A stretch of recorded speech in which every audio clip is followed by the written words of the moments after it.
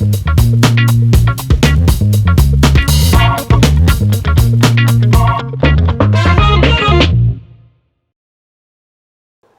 saudara, selamat datang di podcast Buka-Bukaan.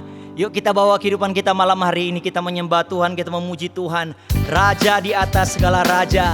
Nyanyian kemenangan saat malam hari ini bagi saudara dan saya. Sebab kita percaya sekarang telah tiba pembebasan bagi setiap kita yang ada malam hari ini.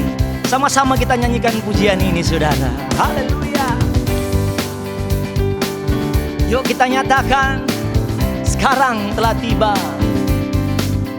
Sekarang telah tiba. Yes Lord. Keselamatan dan kuasa. Nyatakan saudara.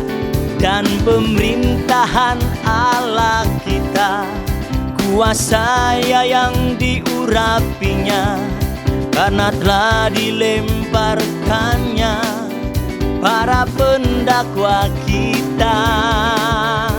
Yes. Sekarang telah tiba, oh, oh, keselamatan dan kuasa. Yes Lord. Dan pemerintahan Allah kita, kuasa Dia yang diurapinya, karena telah dilemparkannya para pendakwa kita. Serukan, oleh darah anak domba, oleh kesaksian kita. Deklarasikan saudara, iblis dikalahkan, kuasanya dihancurkan oleh darah anak domba. Serukan semua, oleh darah anak, oleh darah anak domba. Yes Lord. Oleh kesaksian kita, iblis dikalahkan, kuasanya dihancurkan oleh darah anak domba. Mari sekali lagi saudara kita nyanyikan pujian ini. Oleh darah anak domba. Jadikan ini imanmu. Yes. Oleh kesaksian kita, oh, oh, iblis dikalahkan, kuasanya dihancurkan oleh darah anak domba. Deklarasikan Yesus di atas segala-galanya. Sebab Dia yang sanggup, Dia yang mampu mengalahkan musuh. Yes Lord. Malam hari ini kami siap mendeklarasikan nama-Mu Tuhan. Semua. Nama Yesus, menara yang kuat. Nama Yesus, kota benteng yang teguh. Amin. Nama Yesus, kalahkan semua musuh. Nama Yesus di atas segalanya. Mari bangkit saudara, bersama-sama dengan Tuhan kita raih kemenangan. Bangkit, serukan nama Yesus. Yes. Maju, nyatakan kuasanya. Kita buat iblis gemetar, kalahkan tipu dayanya dengan kuasa namanya. Lagi katakan bangkit, bangkit, bangkit, serukan nama Yesus. Yesus. Oh, maju nyatakan kuasanya.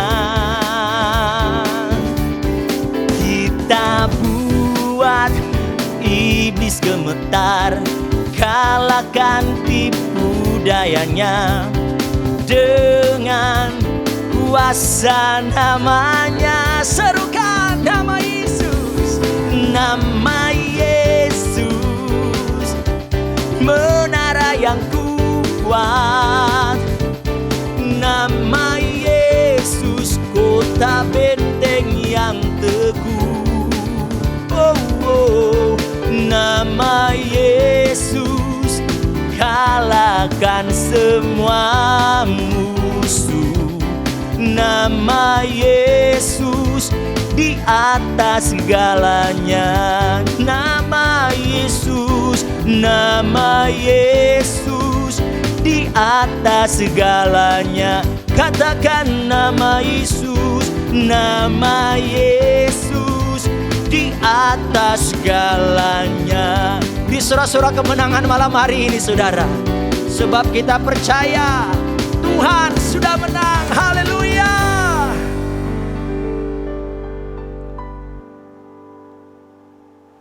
Shalom saudara semua.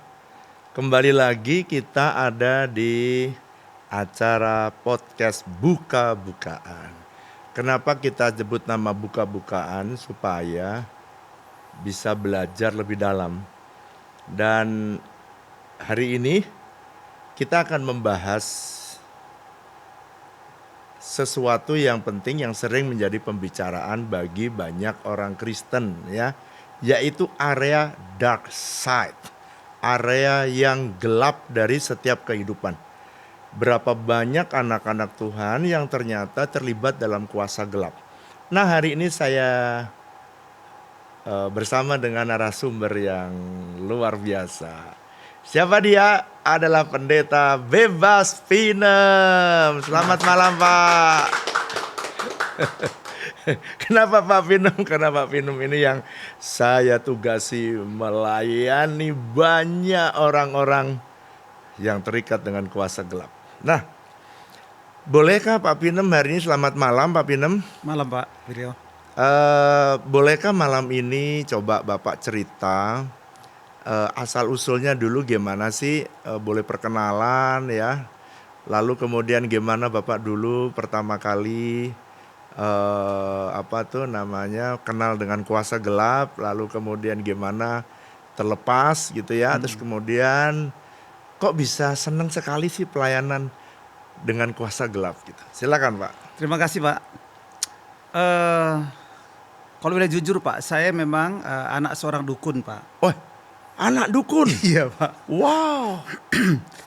Jadi bapak saya itu memang dukun, ya suka ngobat-ngobati orang begitu Pak. Jadi saya untuk hal okultis semua sudah tidak asing Pak. Oke.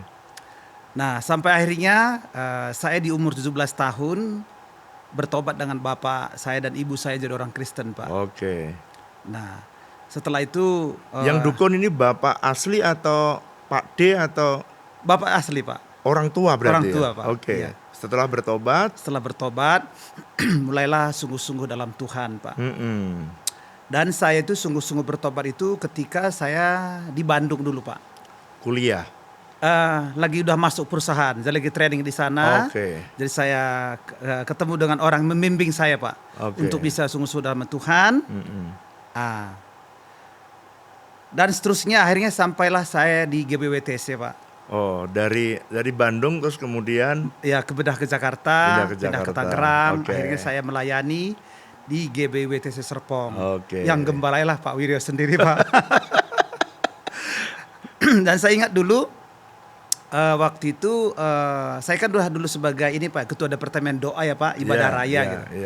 Terus saya ingat dulu saya kurus Pak. Bapak lihat kenapa kamu kurus sekali gitu. Akhirnya saya ingat itu Pak Wiryo itu mendoakan saya Pak. Dan tahun berapa itu? Saya lupa itu ya. Kira-kira berapa ya? 15 tahun yang 15 tahun yang lalu Pak.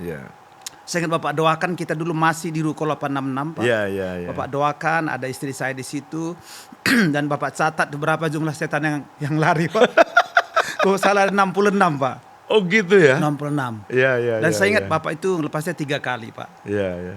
Tiga Session, tiga Pak. sesi. Ya. Dan setelah itulah saya mulai bergerak di pelepasan Pak. Oke, jadi selama ini kenapa tadi bagaimana Pak Pinem bisa tahu terus kemudian minta dilayani pelepasan waktu itu gimana anunya? Sebenarnya itu kan karena badan saya makin kurus Pak. Makin kurus, terus Bapak tanya, kok kenapa makin kurus gitu kan Pak. Akhirnya saya doakan kamu dulu gitu. Waktu Bapak doakan saya manifestasi Pak. Oh iya, iya. Manifestasi yang Bapak catat ada 66 kata. Masih ingat ya 15 tahun lalu. Iya Pak. Iya, iya, iya. Sekarang kan badannya udah kekar ya sekarang ya. Lumayan Pak. Walaupun nggak ngikut nge-gym gitu Pak. Saudara bayangkan ya, kalau orang tuh kerasukan kuasa kegelapan itu badannya pun bisa kurus. Nah kemudian setelah itu Pak Pinem kemudian lepas, bebas. Apa sih yang Pak Pinem rasakan di waktu itu? Jadi waktu sebelum saya pelepasan itu ya Pak ya, sering sekali gitu ya, sering sekali ada hal-hal yang nggak enak gitu Pak, dalam pikiran, dalam hati gitu Pak. Ada gangguan-gangguan yang spesial waktu doa atau waktu apa? Nah, itu gangguan spesial itulah pertama saya sungguh-sungguh jadi anak Tuhan Pak. Oke. Itu lagi doa itu sering kali ya dalam mimpi mau ngajak kembali Pak, ngajak kembali ke masa lalu. Oh, perasaan-perasaan yang begitu ya. Iya, Pak dalam mimpi. Ayo saya ajarin lagi kamu ilmu lebih banyak kayak gitu Pak. Oke. Kemudian pada masa-masa lagi doa, kadang-kadang tuh Pak saya dicubit Pak. Oh, ada yang nyubit. Ada Pak. Akhirnya saya kadang-kadang saya lari Pak, karena saya aneh gitu kok ada yang nyubit gitu, nggak ada orang gitu. Oke. Dan saya pikir itu udah selesai gitu Pak. Sampai akhirnya saya kepada Bapak plan pelepasan, sehingga saya merasakan sungguh-sungguh sudah bebas Pak, seperti Merdeka. nama saya Pak. Bebas Sudah betul gitu, Merdeka, Pak. Ya. Dan mulai saat itulah saya mulai mendoakan orang yang pelepasan gitu, sehingga mereka mengalami ya kelepasan dan mujizat gitu Pak. Perasaan yang waktu Pak selesai didoakan 66 setan keluar itu, saya waktu itu sampai lupa ya 16. Karena yang 66 setan ini saya ingat ada 2 pasien atau 2 yang saya doakan ya. Satu Pak Pinem, satu lagi tuh ada orang yang nanti saya mau cerita deh. Satu orang lagi ya kira-kira sekitar 60 sampai 66. Waduh, itu memang take time ya untuk anunya. Dan setelah dilayani pelepasan ada perasaan plong, perasaan sukacita, Betul, Pak. lega gitu, nggak betul, ada iya. ikatan sama sekali. Iya. Sama lah, kenapa kok saya ngelihat orang suka tak bilangin wah, kenapa saya suka lihat orang yang masih ada ikatan itu kelihatan gitu, nampak. Iya. Karena dulu saya juga punya ikatan Pak. Gitu Pak. Ikatannya seperti apa dulu Pak? Jadi dulu saya itu kan, bapak saya sih Kristen, ibu saya Islam, nenek saya kebatinan. Jadi nenek saya ini bilang gini, saya mau menurunkan ilmu yang dia punya tuh, dia kan punya cucu banyak, tapi yang paling nurut itu saya. Maka saya diserahinlah ilmu itu. Mau diturunkan kepada Mau cucu yang paling diturunkan, taat gitu ya iya. Pak? Nah, yang akan dikasih saya dilatih sama nenek saya tuh pencak silat. Jadi pencak silat tapi tidak latihan pencak silat biasa. Pencak silat yang kalau malam jam 12 malam saya harus mengucapkan mantra. Oh, ada mantranya gitu Pak ya? Ada mantranya SMP itu. Lalu kemudian setelah saya ucapkan mantra, ada kakak saya juga yang mengucapkan mantra. Lalu setelah saya ucapkan mantra itu saya bisa langsung bergerak gitu. Wow, itu bisa kayak silat Cimande gitu Pak ya? Iya. Dan kakak saya bisa kalah gitu. Walaupun sebenarnya dia lebih gede ya. Karena kan mulai dari sekitar SMP gitu. Bertahun-tahun saya pelajari ilmu itu. Sampai akhirnya ada satu ilmu yang mengharuskan saya tapi belum sampai itu. Iya. Yaitu pencak anoman. Pencak anoman. Anoman itu dia bisa naik ke ke pohon. Kan anoman monyet ya Pak ya? Iya, anoman. Bentuknya kayak monyet, bisa naik ke pohon, bisa diranting. Nenek saya bilang gini, kalau kamu bisa dapat hitam mulus, kepala hitam, cucuk hitam, bulu hitam, kaki hitam, baru kamu bisa menggenapi itu. Nah saya cari, nggak ada ayam hitam Susah mulus. ketemu ya. Tapi saya, karena itu anak masih kecil ya, SMP Iya, kan, iya, iya. saya nggak sadar. SMA saya udah nggak belajar ilmu itu. Lalu kemudian ketika saya masuk perguruan tinggi, saya kenal Tuhan Yesus itu tahun 1981. Waktu saya pertama kali masuk kuliah. Nah Di Bogor ya Pak ya? di Bogor. Ya. Waktu itulah saya tiba-tiba, gimana saya tahu bahwa saya terikat? Tiba-tiba saya sakit tingkat 1. Oh iya iya.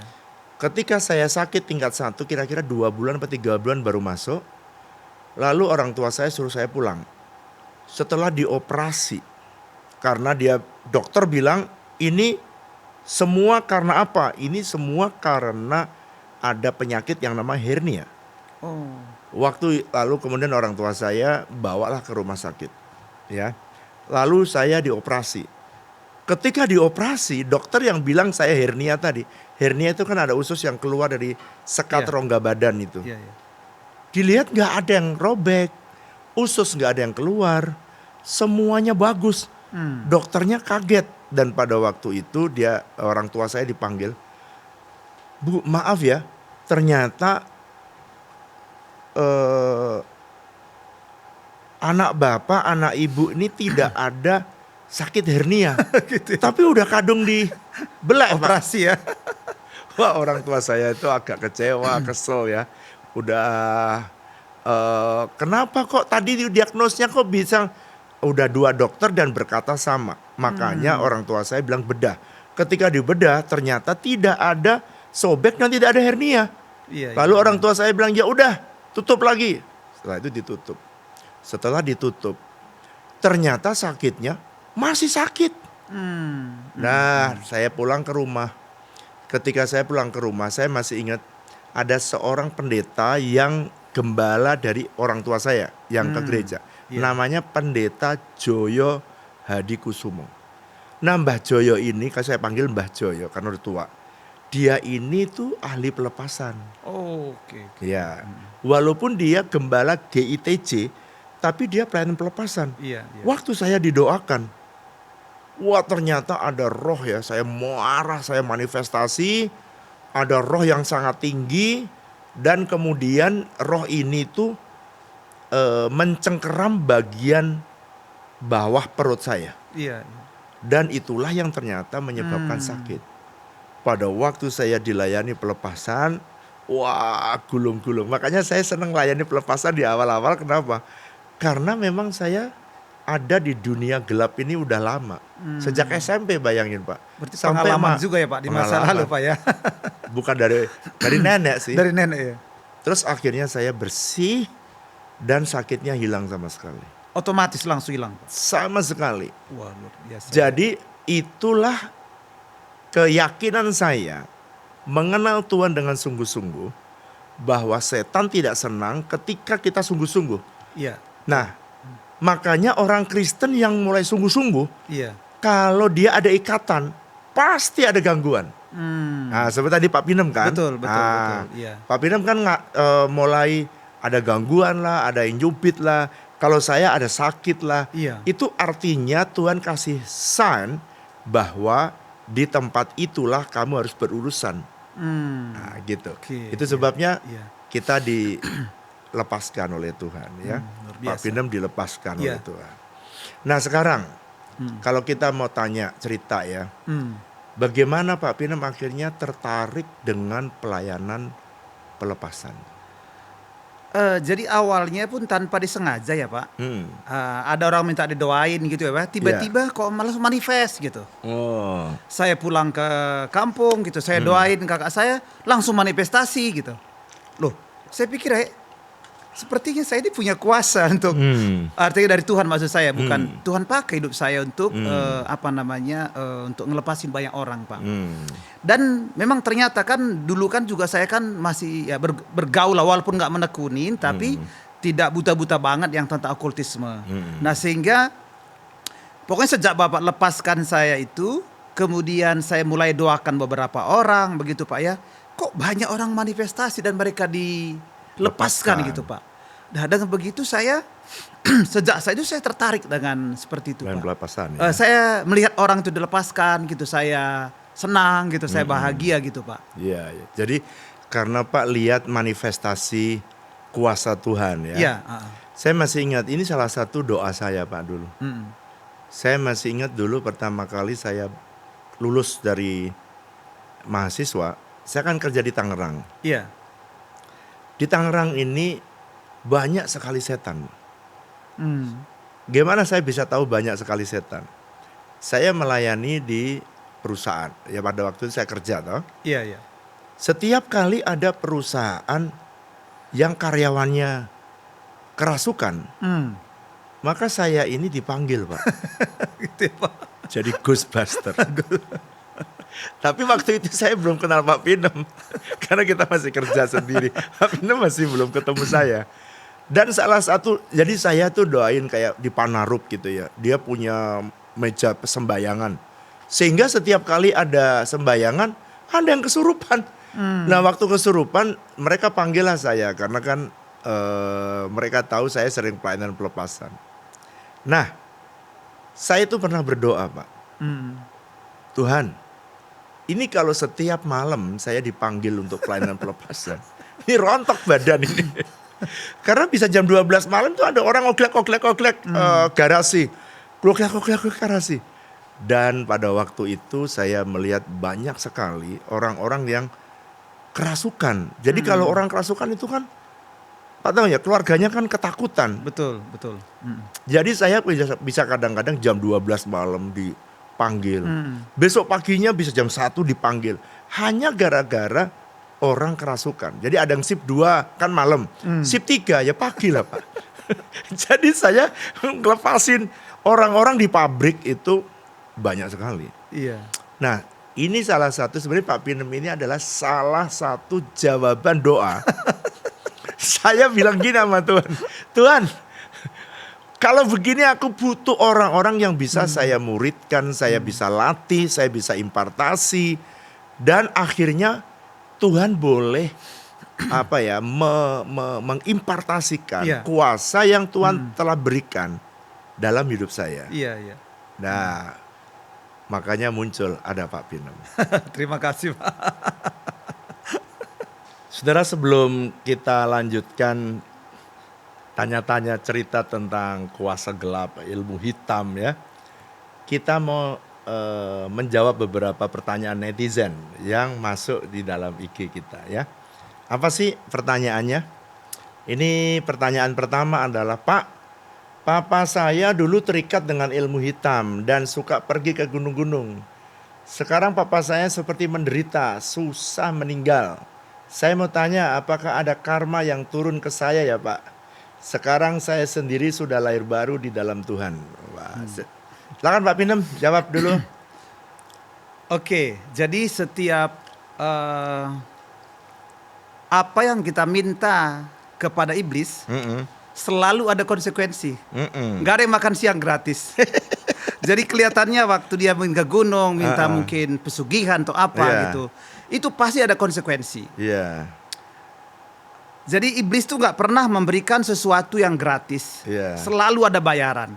Sehingga memang makanya kita perlu berhati-hati ketika kita terlibat dengan kuasa kegelapan, minta kekayaan kah, minta kesehatan gitu. Bahkan kadang-kadang ada orang yang sakit minta disembuhkan oleh dukun. Itu sebenarnya sembuh tapi dia semakin besar ya, kan namanya setan ngusir setan. Ada bayaran ya Pak? Ada bayarannya. Nah, jadi pertanyaan kedua tadi, apakah kira-kira karma, maksudnya mungkin apakah ada konsekuensi kepada hidupnya mungkin barangkali ya. Itu pasti ada. Sebab firman Tuhan berkata bahwa kesalahan orang tua dibalaskan pada keturunan kedua, ketiga dan keempat. Pasti ada. Iya. Sekalipun kita sudah lahir baru, Iya. yang namanya kutuk keturunan lah namanya tadi itu ya, itu sebenarnya tetap masuk kepada keturunan kedua, ketiga dan keempat.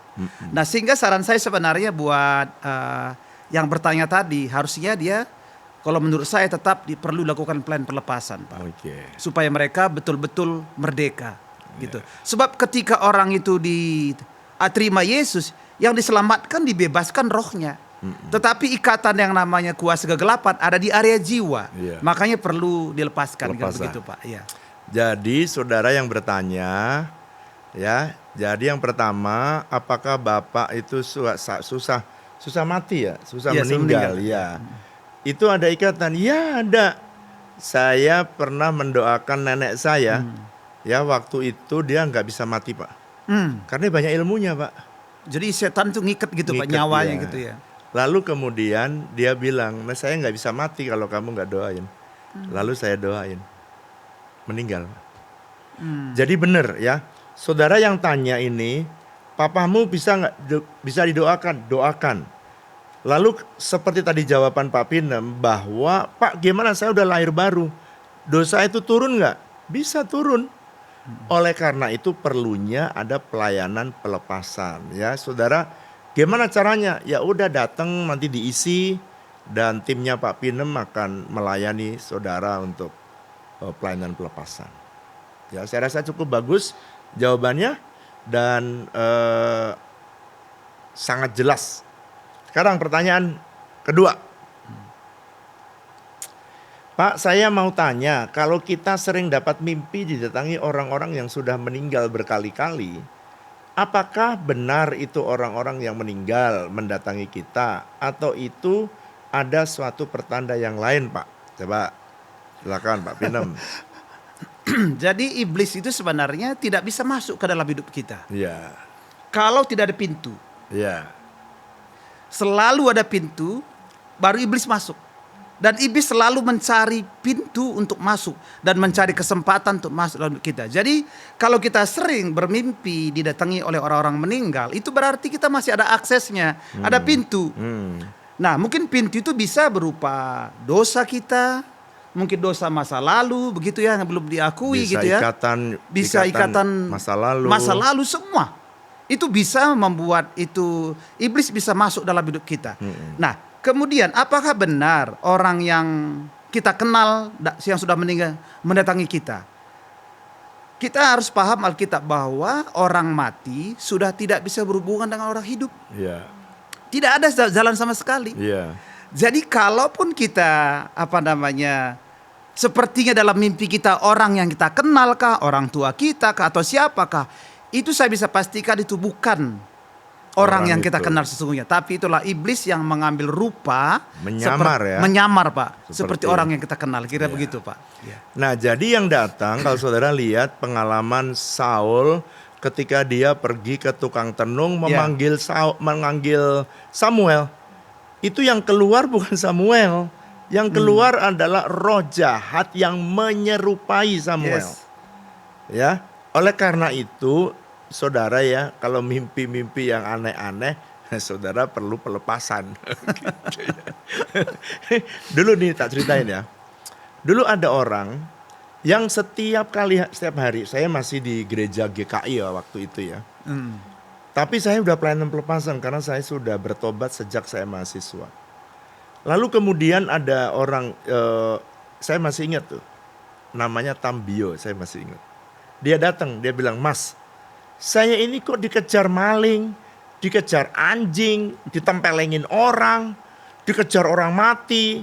Orang udah mati ngejar-ngejar saya Mas." Terus, lalu saya bilang begini, "Coba kamu cari. Jangan-jangan ada bendanya." Tadi yang Pak Pinem sampaikan. Benar tuh Pak. Jangan-jangan ada aksesnya, ada pintunya. Ternyata dia pakai akik yang dikasih sama orang yang berilmu Pak. Yang ngejar-ngejar dia itu ternyata orang yang pernah ngasih ake itu. Terus saya bilang gini, dia bilang ini, "Boleh nggak saya didoakan?" Ya kalau mau didoakan boleh, tapi akiknya kasih ke saya, tak doain, tak bakar.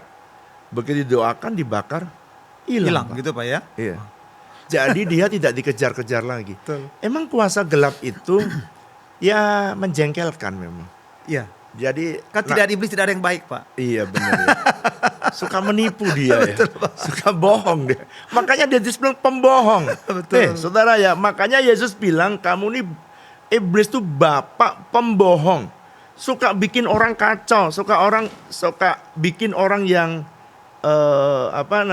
suka tertipu. Ya. Karena memang dia suka menipu. Adam dan Hawa aja bisa tertipu. Apalagi jemaat sekarang yang lebih modern, gitu. Ya. Setan bisa bermacam-macam. Oleh karena itu, kalau masih ada didatangi ini lebih baik saudara check and recheck ya, datang supaya bisa dilayani. Next, pertanyaan berikutnya. Pertanyaan ketiga. Pak, beberapa waktu lalu viral tentang boneka yang diisi oleh roh. Saya mau tanya secara roh, dampaknya apa ya Pak ke pemilik boneka? Apakah ada kesempatan buat pemilik kembali ke jalan Tuhan?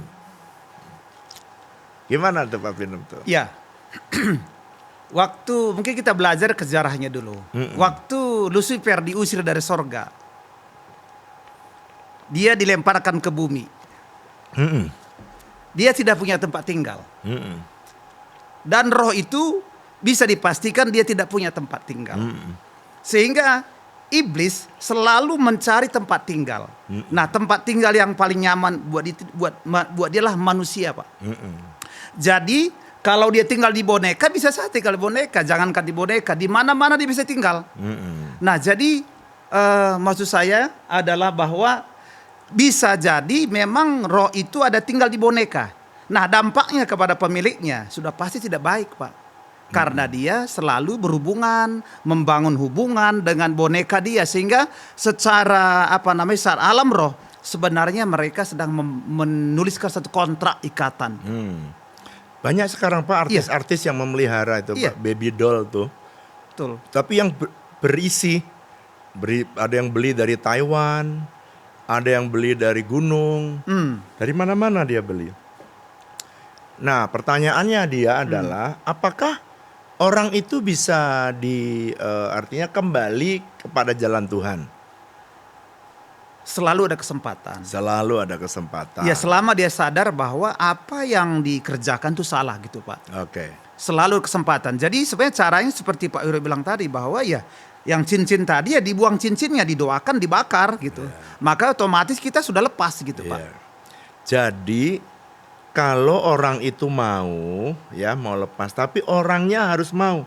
Ini prinsip dalam dunia hitam ya, untuk lepas dari dunia kegelapan. Perhatikan ini. Kalau orangnya belum mau, jangan pernah diusir. Sebab walaupun itu baby doll-nya kita usir-usir, kita tengking, setannya nggak pernah mau keluar. Karena ikatannya itu orang yang memiliki, dia masih punya. Sama dengan kayak pencuri datang ke rumah, tetangga-tetangganya teriak. Ini prinsipnya ya. Tetangga-tetangga teriak, maling, maling. Tapi yang di dalam rumah enggak apa-apa. Lalu saudara kasih makan. Ya orang teriak-teriak maling-maling, ya malingnya enggak pergi. Betul. Nah begitulah kira-kira kalau orang mau dilayani pelepasan. Baby doll yang punya isi, yang bisa nangis, bisa disuapin, bisa dimandiin. Ya kasihan banget ya sebenarnya ya. Ada yang disuapin.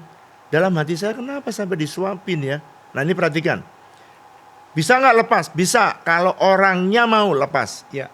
Bisa nggak dia ke jalan Tuhan? Jawabnya bisa kalau orangnya yang mau ke jalan Tuhan. Yang tadi kata Pak Pinem.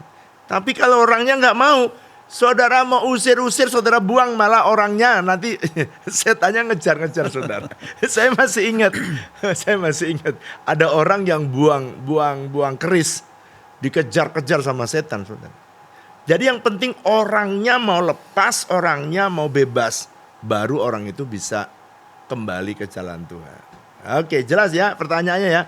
Pak Pinem sudah sangat jelas menjelaskan ini. Oke, ada lagi pertanyaan netizen? Pertanyaan ketiga, keempat, Pak Wiryo, Pak Pinem, saya mau tanya. Ada orang yang demi gagah-gagahan maka tubuhnya diisi oleh ilmu kebal, senjata tajam. Ilmu kebal, senjata tajam. Kebalnya bisa dengan jimat atau dengan bacaan. Ada efek apa sih Pak ke tubuh mereka nanti? Apakah mereka bisa diselamatkan? Ya silakan Pak Pinem. Jadi dulu juga saya pernah belajar ilmu kebal ya. dulu masih belum belum tahu kebenaran ya Pak. Jadi sebenarnya ilmu kebal itu ada. Kalau dibacok Pak Pinem udah nggak cerdas itu ya. Dulu saya walaupun belajar nggak pernah dibacok Pak. Nggak yakin saya Pak. Belum pernah ya? Nggak Pak, nggak yakin saya Pak. Bener Pak. Oke. Terus? Tapi memang iblis tuh bisa melakukan mujizat. Ya. Ya mujizat dalam tanda kutip ya Pak. Ya. Jadi ya memang bisa ditembak ada. Tapi kalau saya nggak berani tembak Pak. Walaupun kata tempat saya belajar dulu, ini ditembak juga nggak apa-apa. Biar nggak apa-apa Pak, saya nggak berani. Jadi sebenarnya pasti punya dampak yang buruk buat kita. Yeah. Pertama, orang yang punya ilmu kebal mudah emosi Pak. Oke. Anggar jago karena merasa dia ada kelebihan dari orang lain Pak. Yeah. Suka Nah, marah jadi, ya. Waduh, gampang sekali marah, tersulut gitu Pak, gampang sekali gitu. Oke. Kenapa? Karena dia merasa ya hebat. Dan kedua mungkin iblisnya itu ada dalam hidup kita Pak. Bukan roh yang di dalam Pak, tapi roh iblisnya tinggal dalam hidup kita. Jadi ketika kita pakai ilmu kebal, percayalah dalam hidup kita selalu dibayang-bayangi oleh kuasa kegelapan. Bahkan dalam hidup kita pun ada kuasa kegelapan. Itu yang membuat orang itu mudah marah, emosional begitu ya. Nah, kemudian apa sih efek pada tubuhnya nanti? Wah itu bahaya sekali Pak. Jadi misalkan orang yang dibacok itu, sepertinya di luar nggak apa-apa, di dalam sebenarnya itu kena sebenarnya Pak. Kena, sehingga efek secara fisik pun pasti ada efek yang buruk, tapi secara rohani ya firman Tuhan berkata bahwa mereka tidak ada tempat untuk diselamatkan Pak. Okay. Mereka pasti kalau mereka nggak bertobat, nggak membuat ilmu-ilmu mereka, itu mereka pasti masuk neraka Pak. Nah saudara, jelas ya, jangan pernah coba-coba. Karena saya udah mencoba, Pak Pinem udah nyoba. Saya ini dulu diisi ilmu kebal, ya diisi pencak silat, ngelawan orang. Orang nggak usah jamah saya, zet gitu, udah rebah dia saudara. Dulu saya kali ini nyoba Pak. Oh gitu ya Pak ya? Ya ada orang yang pengen berkelahi gitu ya. Saya begini aja, rebah itu Pak. Oh luar biasa. Wah luar biasa. Itu kalau saya hembuskan nafas itu bisa gulung tikar tuh orang. Jadi memang benar gitu bisa orang lari rebah sana Pak ya? Karena saya tadi yang saya bilang cerita malam-malam itu. Iya.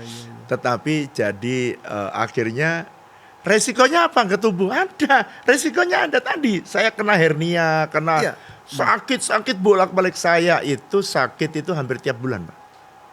Kena kena air panas.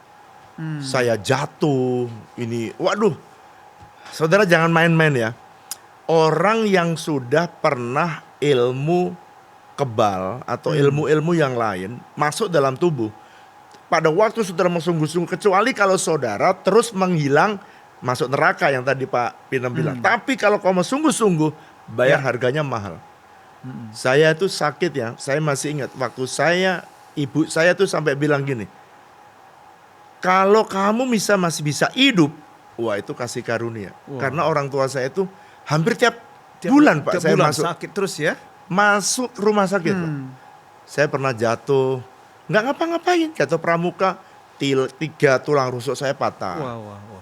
Dan orang tua saya nggak bisa ngoperasiin, jadi biarkan aja. Saya dibawa ke rumah sakit, ya sengsara sekali. Sampai hari ini lukanin dekok nih Pak. Bengkok dalam ya Pak? Bengkok dalam. Gitu ya. Terus kemudian saya pernah kena air tuh Pak. Itu kena air panas Pak. Jadi orang air panas kena air tubuh saya. Itu saya luka bakar sangat besar sekali.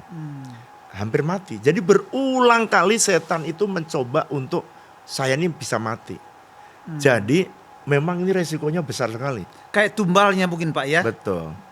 Dia nggak rela kalau dulu lu punya gua, kenapa sekarang kan Kristus bilang gini, siapa yang percaya Yesus rumahnya menjadi bait Roh Kudus. Betul. Dulu dari bait setan kok sekarang jadi bait Roh Kudus. dan dia tidak rela. Itu sebabnya dia menggocok berulang kali.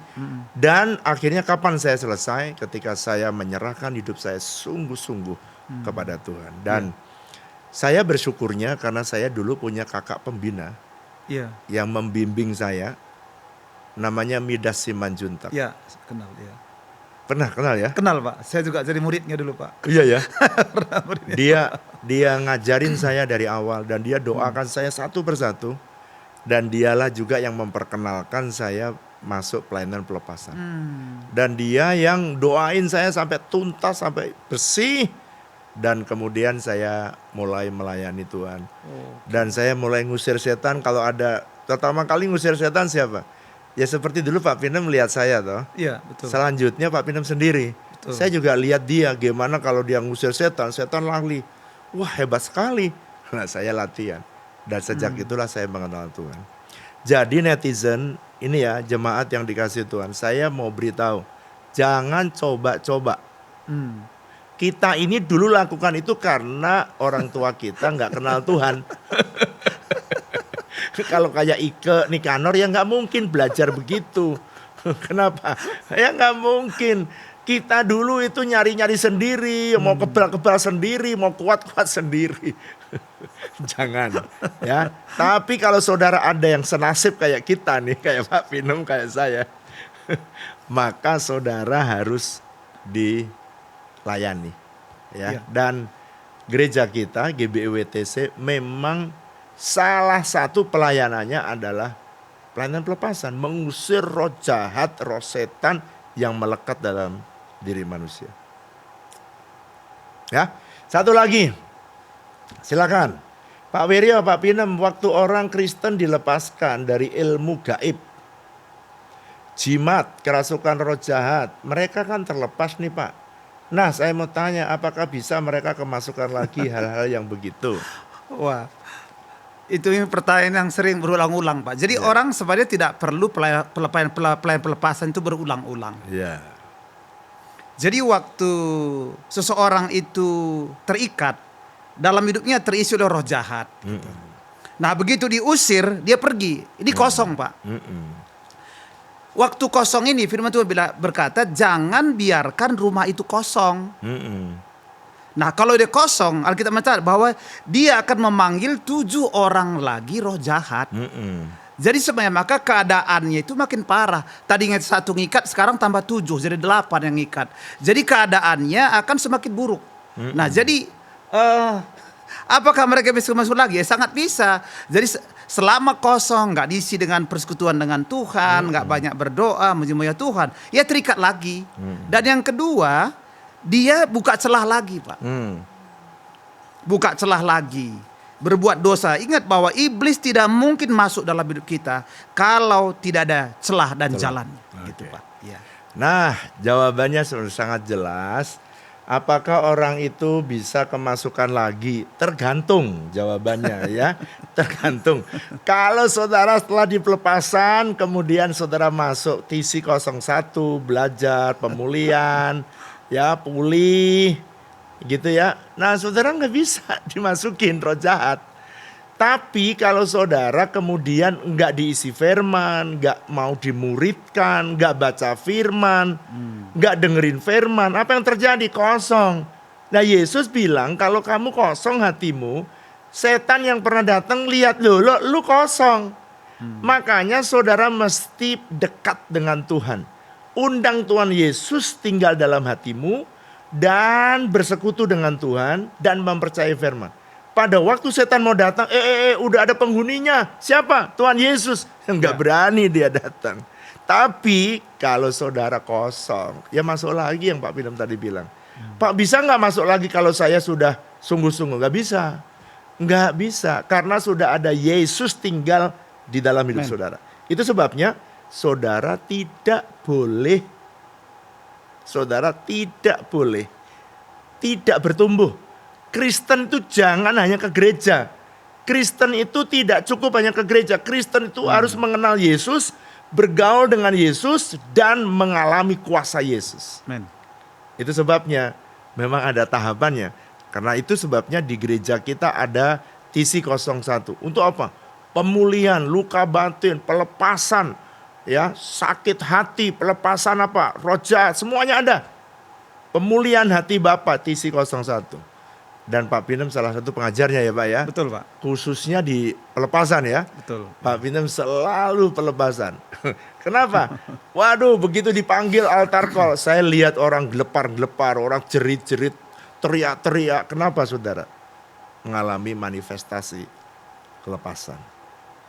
Saudara, saya mau membuka dasar firman Tuhan untuk saudara bisa mengenal apa yang tadi kita perbincangkan dan pertanyaan-pertanyaan dari netizen.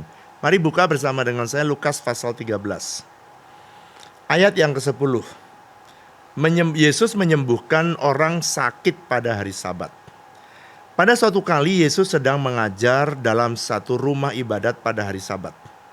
Di situ ada seorang perempuan yang telah 18 tahun dirasuk roh. Perhatikan, 18 tahun. Sehingga ia sakit, ada efeknya ya, terhadap tubuhnya. Sampai bungkuk punggungnya. Dan ia tidak dapat berdiri lagi dengan tegak. Jadi, tadi yang kita diskusikan, kadang-kadang tuh orang kalau dirasuk setan, saya kena hernia tadi ya. Ada sakit, kena tiba-tiba jatuh. Itu karena kuasa setan itu dia akibat dirasuk roh, maka setan itu bisa mengakibatkan kita bisa sakit. Nah wanita ini 13 tahun dirasuk roh.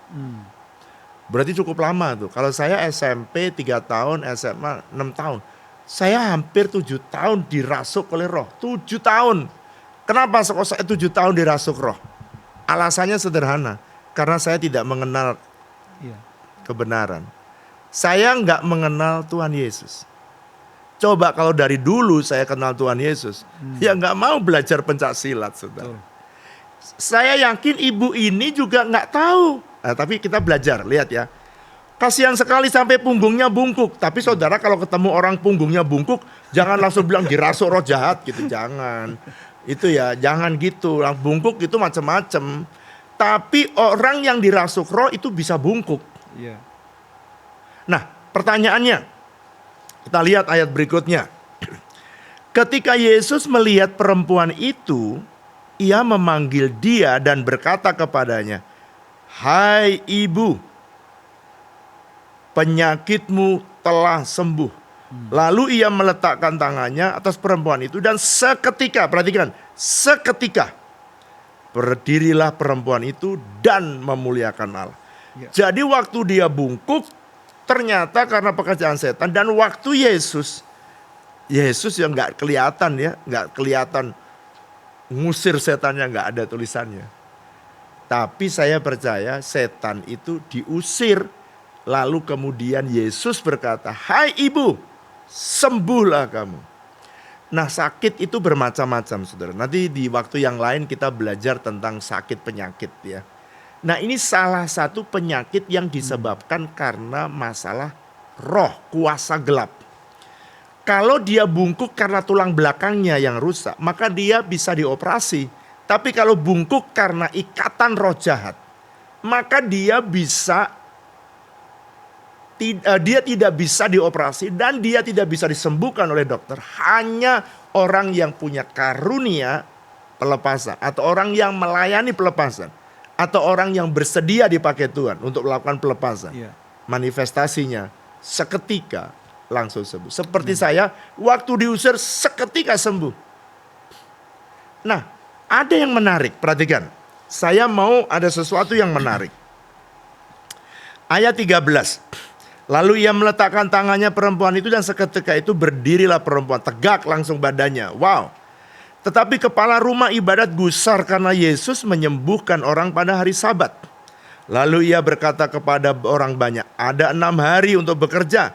Karena itu datanglah pada salah satu hari itu untuk disembuhkan dan jangan pada hari Sabat." Orang-orang Farisi ini tidak bersyukur waktu Yesus menyembuhkan perempuan ini. Banyak orang juga yang kalau kita melayani pelepasan ada yang gak seneng juga. Contoh ya, saya dulu pelayanan pelepasan. Jadi ada orang yang sakit, saya masih ingat tuh, di perusahaan. Lalu kemudian didoakanlah oleh pendeta-pendeta itu. Saya masih kerja ya, saya masih kerja. Nah, saya ada di gereja itu, saudara. Nah, waktu saya ngusir setan dan orang itu sembuh, gara-gara saya ngusir setan, orang itu sembuh, saya dipanggil dan saya disidang. Kenapa kamu mengusir setan? Waduh. Ini persis Yesus.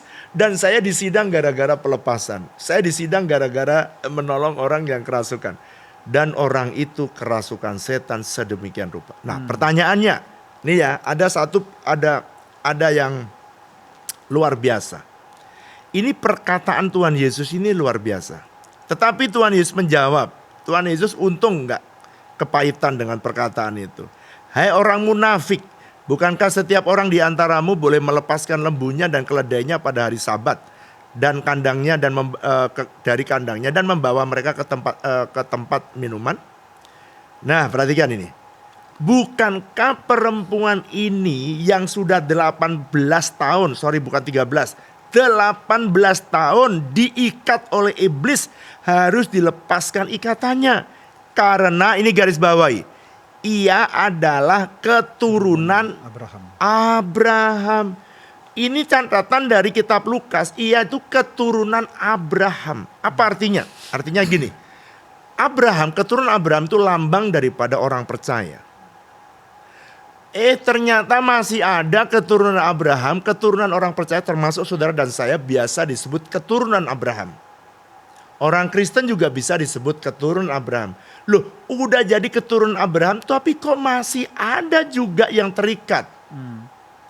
Ini satu fakta di dalam Alkitab menunjukkan bahwa masih ada orang-orang yang sekalipun udah terima Yesus, udah jadi orang Kristen, bisa kebaktian, tapi masih bisa terikat. Nah gitu. Tapi untung, syukur kepada Tuhan. Karena Tuhan telah memberikan kuasanya kepada gerejanya. Matius pasal 28 ayat 18 sampai 20 dikatakan begini. Jadikanlah semua bangsa muridku. Baptislah mereka dalam nama Bapa, Anak dan Roh Kudus. Dan baptislah mereka dan ajarlah mereka melakukan segala sesuatu yang kuajarkan kepadamu. Dan ketahui, aku menyertai kamu sampai akhir zaman. Wow, luar biasa. Jadi Yesus menyertai gerejanya. Itu sebabnya saudara anak-anak Tuhan, kalau dulu saya dimuridkan oleh kakak pembina saya dan saya akhirnya melayani pelepasan, Pak Pinem yang dulunya terikat, lalu saya doakan pelepasan. Dan sekarang Pak Pinem bisa melayani banyak orang pelepasan. Setiap jemaat juga bisa dipakai Tuhan. Saudara kalau mau dilatih, kita bisa melatih saudara melayani pelepasan. Supaya tidak lagi ke Pak Pinem lagi. Jadi kalau bisa semua orang percaya bisa ngusir setan. Karena Yesus berkata, I give you the power and the authority. Aku memberikan kepadamu kuasa dan otoritas untuk menginjak kalajengking, menginjak setan dan kalajengking. Itu sebabnya ada janji Tuhan. Tuhan memberikan kepadamu kuasa. Amen. Kisah Rasul pasal 1 ayat 8 Alkitab tulis gini. Kalau kamu menerima Roh Kudus, kalau Roh Kudus turun atas kamu, maka kamu akan menerima apa saudara? Kuasa. Nah dalam bahasa Jawa itu hebat. Tulisannya gini, kira-kira bahasa Indonesia yang saya terjemahkan. Kalau kamu menerima kuasa, kamu akan menjadi sakti. Bahasa Jawanya. Luar biasa. Ya, bahasa Jawanya bilang gini. Yen kowe nompo roh suci, kowe bakal kaparingan kasakten. Kasakten itu kesaktian. Jadi saudara jadi orang sakti. Jadi saudara orang yang percaya Yesus itu dia tuh orang sakti. Amin. Coba saudara chat ya. Setelah saya menerima Roh Kudus dan Tuhan Yesus tinggal di hati saya menjadi orang sakti. Amin. Tulis chat. Saya menjadi orang sakti. Itu sebabnya kalau saudara dengerin Pak Pinem melayani banyak orang, dia jadi sakti. Dan orang yang dilayani lagi jadi sakti. Orang yang dilepaskan lagi jadi sakti lagi. Dan semua orang percaya bisa jadi orang sakti. Amen. Selama mau terima Tuhan Yesus. Saya masih ingat, terakhir nih ya, saya cerita nih. Saya masih ingat. Satu hari ada orang dibawa ke rumah sakit.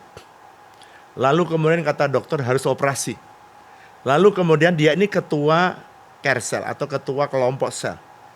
Lalu kemudian ke rumah sakit yang kedua, diperiksa, harus operasi. Dan orangnya itu pegang perut, saya masih ingat waktu saya tadi cerita Pak Pinem sakit itu. Lalu kemudian, ini aneh ya, si orang tuanya tadi, ke teman-temannya, dia bawa ke rumah sakit yang kedua mau dioperasi. Karena dia nggak punya duit, dia tanya lagi, gimana kalau begini sebelum dioperasi? Menang cacak kalah cacak, kita bawa aja ke tempat Mas Wiryo. Gitu. Lalu kemudian jam 12 malam. Jam 12 malam orang itu digotong sama 6 orang. Lalu garasi saya dioblak-oblak. Glodak. Saya bangun. Begitu saya bangun saya turun. Saya tanya, kenapa? Mas, ini mau dioperasi mas. Lalu saudara tahu, pada waktu dia bilang suruh dioperasi. Kenapa dioperasi? Bawa rumah sakit dong. Enggak, kita mau didoakan dulu. Lalu kemudian saya bawa taruh di sofa.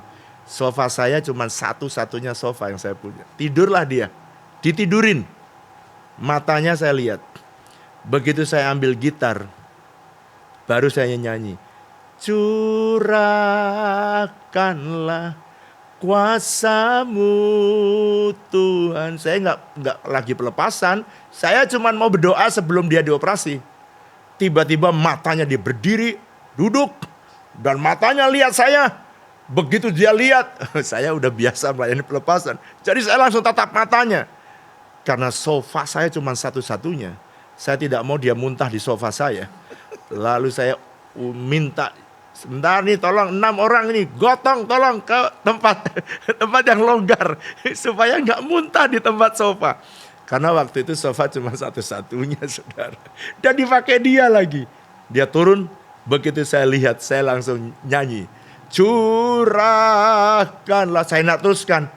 Saudara kemudian dia berdiri, langsung menarik. Wah ini bukan operasi ini setan. Jam 12 sampai jam setengah 6, berapa jam tuh? 5,5 jam.